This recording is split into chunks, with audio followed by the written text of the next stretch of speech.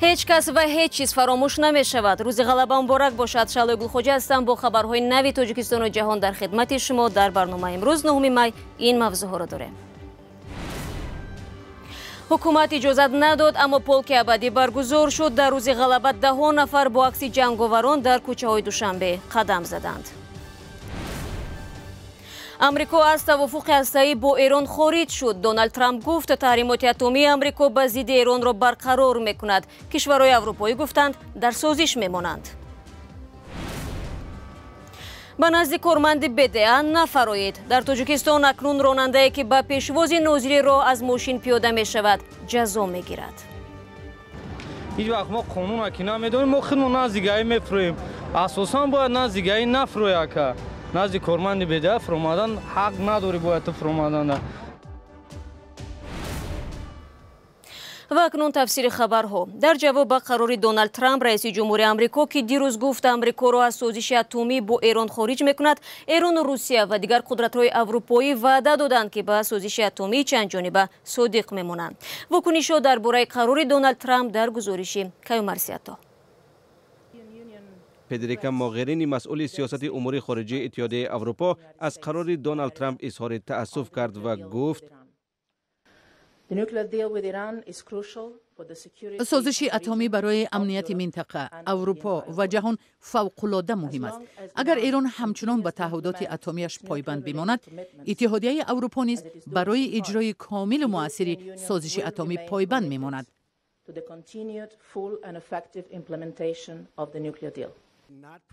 از این پیش در روز 8 می دونالد ترامپ ضمن سخنرانی در شهر واشنگتن سازش اتمی با ایران را یک سند پوسیده نامید و گفت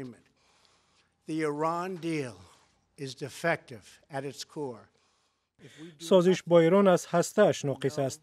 اگر ما کار نکنیم یقین می‌دانیم چه خواهد شد. در مدت کوتاه کشور حامی اصلی ترور در جهان به نزد دروازه خطرناکترین اسلحه دنیا می‌رسد. از این رو من امروز اعلان میکنم که امریکا از سازش اتمی با ایران خارج می شود.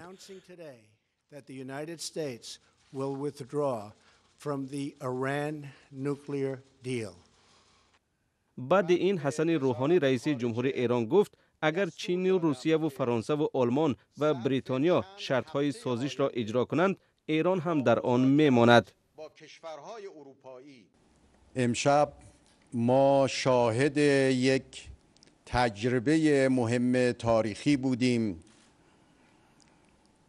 بر همون سخنی که از 40 سال پیش اون را می گفتیم و تکرار می کردیم و آن اینکه ایران کشوری هست که به تعهدات خود پایبند است و آمریکا کشوری هست که هیچگاه به تعهدات خود پایبند نبوده است. بر اساس سازش اتمی از سال 2015 هم قدرت‌های جهانی تحریمات اقتصادی بر ضد ایران را سبکتر کردند و تهران در عوض فعالیت‌های اتمی از جمله غنیسازی اورانیوم را محدود کرد. حالا رو میاریم به تاجیکستان. امروز در تاجیکستان 73مین سالگرد روز غلبه بر آلمان فاشیستی را جشن گرفتند. بخشیده به این سند در اکثر باغ‌های شهر دوشنبه چورابینی‌های ایدانه برگزار شده. در باغ غلبه مراسم گلگذاری صورت گرفت. در این برابر با وجود منع مقامات در پایتخت راهپیمایی پولک ابدی تشکیل شد. همکاران ما میگویند صدها نفر عکسای جنگاوران در دست در کوچه و خیابان‌ها قدم زدند. شادمان یتیم گزارش می‌دهد. خیلی جدا وضبین بود. هم خیلی میگفتن دیگر گرد نمیدادن. عبدالواحد صابرو هر سال عکس پدرش را در این روز با خود در کوچه ها میگرداند. میگوید گرامی داشتن خاطره آنهایی که برای حفظ وطن جنگیده اند برایش قرض فرزندی است. وتران های جنگ بزرگی که همین برای حاضرنگ زندگی ما جانشان سیدوا کردند، خونشان ریختند. برای خاطر همین وتران ها همینجا ماندند. صبح روز 9 می در برابر عبدالواحد بیش از 500 نفر با برافراشتن عکس‌های پدر و بابای خود در محله معروف به پیوزواد دوشنبه جمع آمده راهپیمایی پولک ابدی را برگزار نمودند. این راهپیمایی در حال صورت گرفت که روز گذشته مقامات شهرداری با سبب‌های امنیتی به این معرکه اجازت ندادند. ما می‌خواهیم که جوانان از قهرمانای پدر و بابای ما عبرت گیرند و در صف قوشون‌های سرحدی قوه‌های مسلح جمهوری تاجیکستان فداکارانه خدمت کنند. رئیس جمهور تاجیکستان نیز روز 9 می در باغ غلبه به مناسبت 73مین سالگرد غلبه در جنگ دوم جهان به خاطر قربانیان این جنگ گلگذاری کرد. بعد از رفتن رئیس جمهور شرکتداران پولک ابدی به سوی باغ غلبه حرکت کردند. راهپیمایی در نزد آتش جاویدانی باغ غلبه انجام یافت. دانش خدایدادov از ناحیه پنجکند برای شرکت در پولک ابدی آمده است، اما که او در جنگ دوم جهان شهید شده است. فرانت وفات کردند در کالینینسکی اوبلاست، پوشکینسکی رایون، دهه تانسی خیلی محاربه شدید شده بود و در آنجا وفات کردند و خط سیاه آمده بود.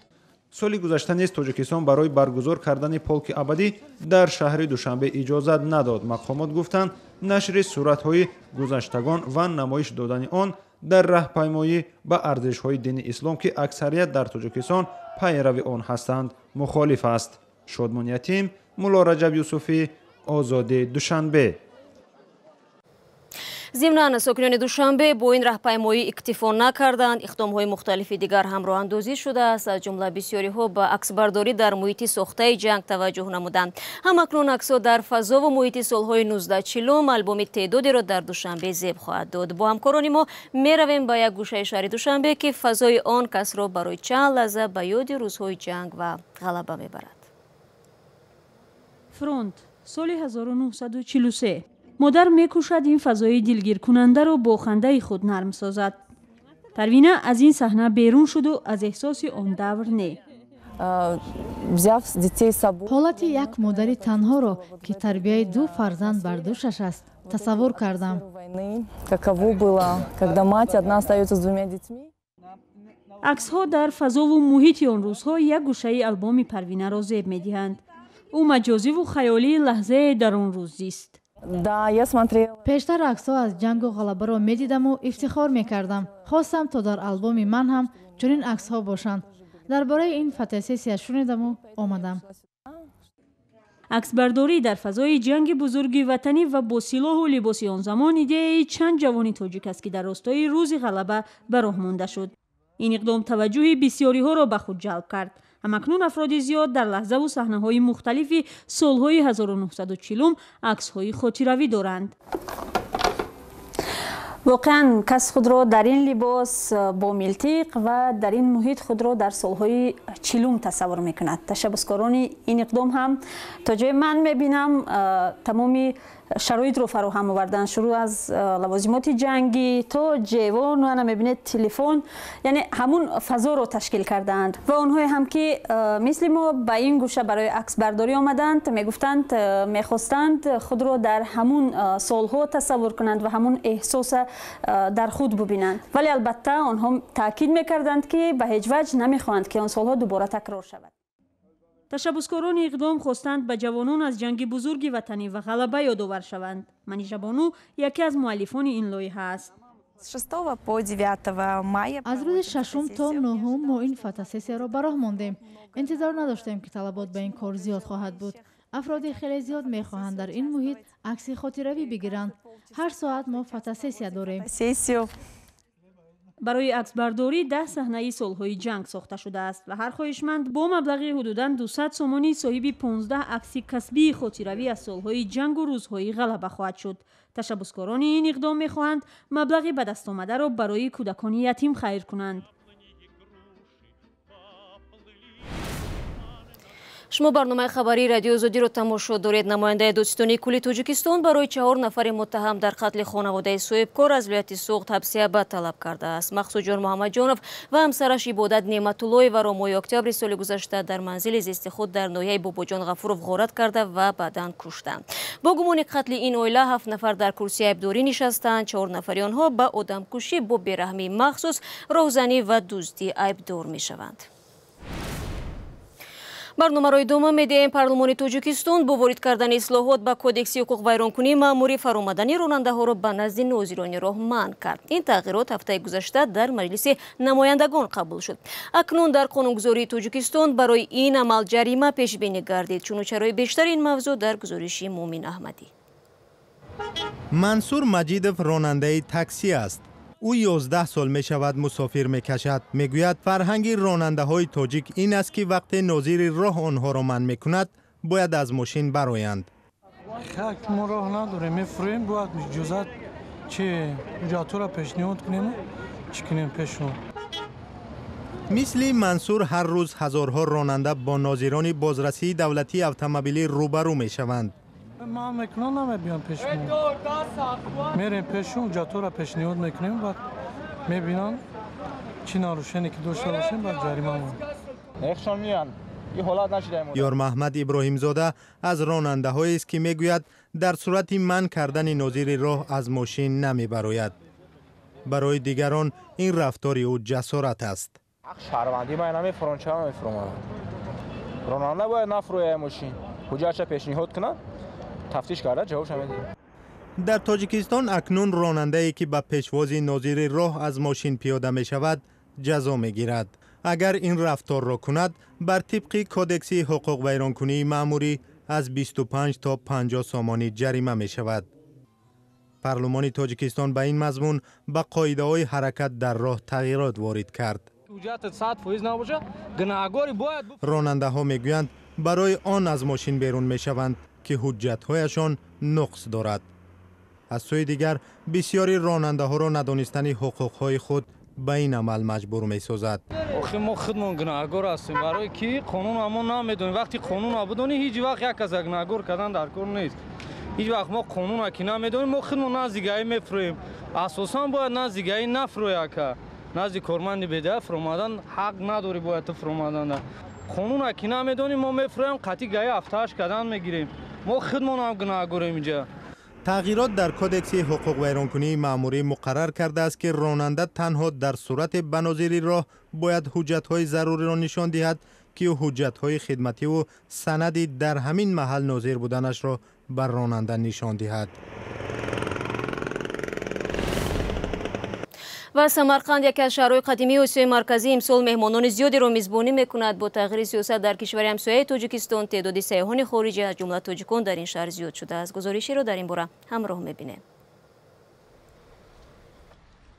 فاطمه و زهرا افسران پلیس سیاحی هستند. در شهر باستانی سمرقند امنیت مهمانان را تامین و مهمان نوازی کشور را ترغیب میکنند.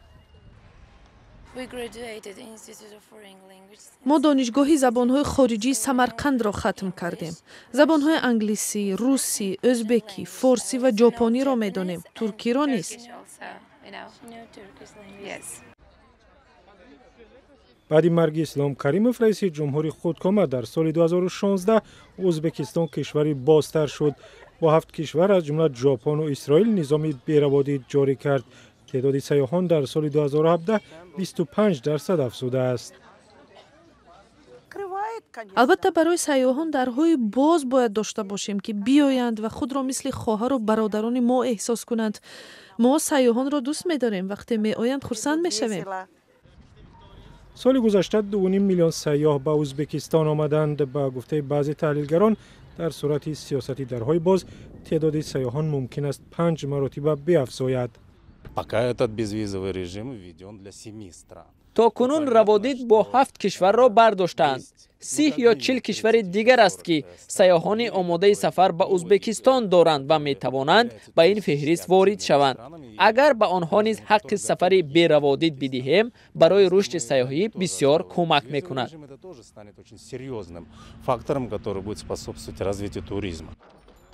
آمدن سیاحان به ازبکستان البته دستاورد اسلام کریموف نیست، اما مجمع یادگاری او در سمرقند یک جای دیگر برای دیدن سیاحان است. بار دیگر روز غلبه به همه شما عزیزان مبارک باشد و خدا کند که صدای تیر در یگان کشور صدا ندهد. ما فردا شما را در برنامه انتظاریم.